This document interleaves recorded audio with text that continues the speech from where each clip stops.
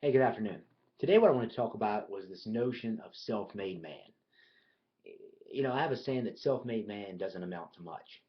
It is foolish, it's naive to sit here and think to yourself that you accomplished anything of real merit alone.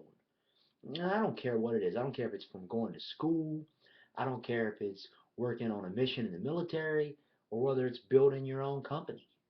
If you are going to find any success in life, you have to accept the notion you can't do it on your own. And that doesn't mean that you won't work hard. That doesn't mean that you won't bring a lot to the table. But when you sit there and shortchange the people who surround you, who were making sacrifices so that you could succeed, to me it is the highest form of arrogance on earth.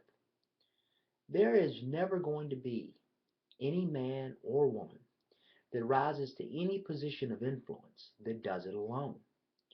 We found a tremendous amount of success at Soldier Fit. And I'll be the first person to tell you that I was just a small part in the wheel. I just played a very minuscule role. I played a role that would go out there and I would be kind of the voice for it, but the voice falls on deaf ears if there's no structure. If it wasn't for guys like Dave Posen who put an actual skeleton to the framework that we wanted to be able to do, that had the ability and the wherewithal to be able to say, you know what, we need to put these things in place so that the vision survives. If it wasn't for people like Master Mike, who, of no real reason, he didn't have anything other than the kindness of his art to help me. Wasn't for him, there's no Soldier Fit as it is today. There's no three gyms getting ready to open a fourth.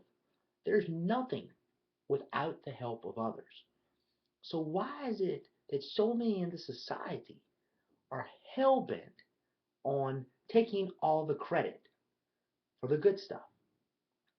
But by far and large, there is no line. You want to take the credit for the bad stuff, you go right to the front. But people wonder why there's no loyalty.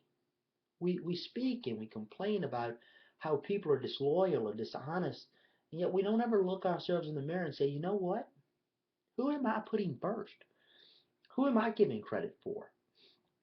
Zig Ziglar said one of the most profound things I think that's ever been stated when he said that you can have anything that you want provided you're willing to help enough other people find what they want. So here's my challenge for you. This is how I start every conversation. And I promise, if you make it how you start every conversation, you'd be surprised just how much more you're able to get done. From this point on, I challenge you that when you sit down with somebody you don't know, or oh, you know what, even somebody you do, when that conversation starts, when that meeting is had, don't begin it trying to tell them how great you are. Don't begin it trying to sell yourself. Start the sentence with just one key phrase. How may I serve you? If you start doing that, you'd be surprised at how quickly your life turns around. But what do I know? It's just the ramblings of an old literature man.